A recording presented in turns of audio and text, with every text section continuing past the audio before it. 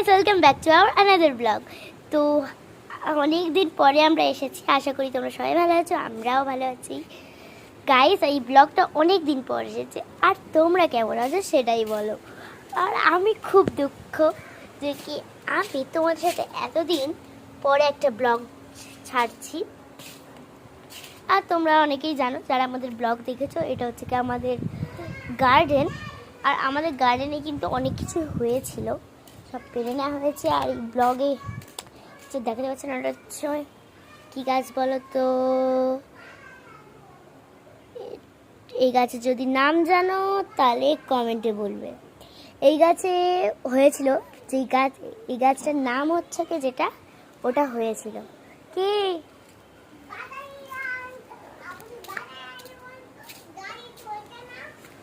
পরে বলছি, তাহলে এখন ব্লগ করছি।